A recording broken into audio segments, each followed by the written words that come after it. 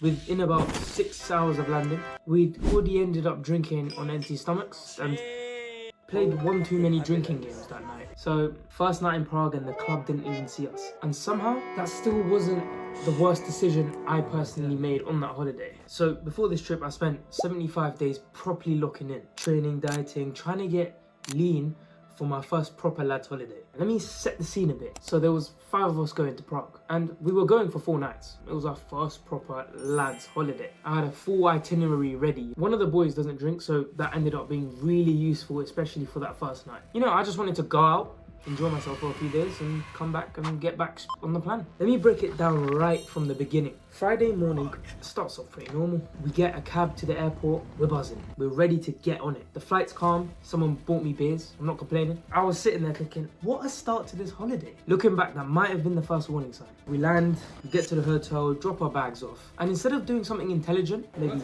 have some food, we decided to start drinking on empty stomachs. Perfect combination. We went out just to get dinner. By the time we got to dinner, we were already quite pissed. After dinner, we went straight back to the hotel. We got changed and got ready to go to Karlovy, the big 5-story club in Prague. Then we started playing a drinking game. And yeah, that's the end of that.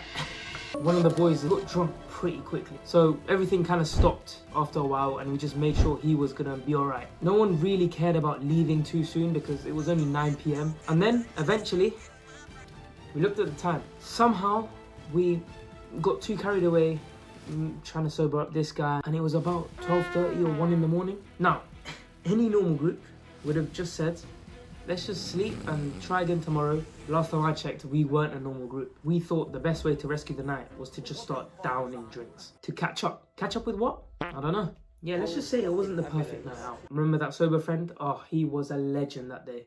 He basically carried us around the city and somehow we got back home and it was sunrise. The rest is history. The next morning was very rough.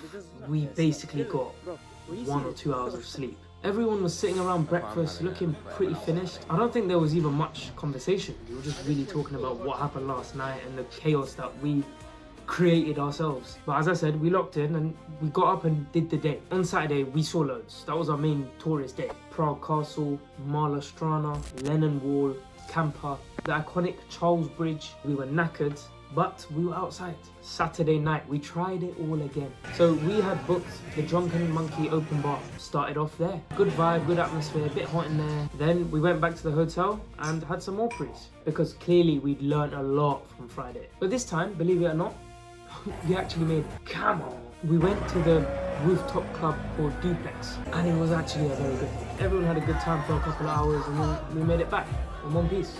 Somehow. After Friday, that felt like big progress, I'm telling you. And honestly, a lot of what made the holiday good wasn't even one massive event. It was just being in a new city with the boys, chatting shit about random stuff. We got back home, we went to bed. I woke up the next day on that Sunday morning feeling absolutely amazing. I don't really know how. Everyone was snoring, sleeping, looking completely finished. And there I was, just fully awake. I couldn't really go back to sleep, so I thought, yeah, let me just get ready for the day. My body had clearly decided to give me a get out of jail free card before it decided to pass out later on. Sunday was meant to be a bit more of a recovery day because we knew if we were to hit 2 nights out heavy, we'd need a day where we kind of take a chill. It was not a recovery day. We had our breakfast, we had a little nap, and then we went straight out to 3 museums that day. And a shit ton of walking as well. We ended up going to the National Museum, the Beer Museum, and the Sex Machines Museum. And I'm not going to go into too much detail about the Sex Machines Museum. You can probably work it out. And obviously the Beer Museum, free pints, so why not? And the food side of the holiday was perfect. We got different type of cuisines every dinner. Although, one day, we were on the way to an actual restaurant and we ended up going Burger King instead. We couldn't be bothered to take one tram to the next station or something like that. So much for experiencing the Prague culture, eh? Seeing as we didn't end up in the club on Friday, we decided let's just move it to Sunday. So we ended up finally going to that 5-story club, Karlovy. And when we got there, at first we thought it was a bit dead. But slowly, maybe it was us getting more drunk. The music picked up, the energy got better, and it ended up being a really, really good night. So we got home after the club, and by Monday, the lack of sleep was catching up to us. We kept getting lost. The energy was still there, but it was just a bit slower. Someone would ask a question maybe and it would take everyone about 3 to 5 business days to process what was being said. But again, somehow we did loads. We walked around the Jewish quarter, saw the Kafka moving head. We also saw the statues hanging off the buildings, and then we also saw that infinite book tower you might have seen on TikTok. Yeah, that was pretty shit, I'll be honest. Prague has hidden gems everywhere. So we were just walking, we saw a random church. We went inside, it was flipping beautiful. At this point, we were just getting to that point where we were just too tired to even properly take anything in. It became, yeah, that looks sick. Photo and move on. Then we went to, I can't even pronounce it. It's a big fort on the hill. I'll put it on the screen. Saw the views, went inside the main chapel, which was amazing as well. After that, we got some dinner and then went on the boat cruise. And honestly, that should have been the calm end to the holiday.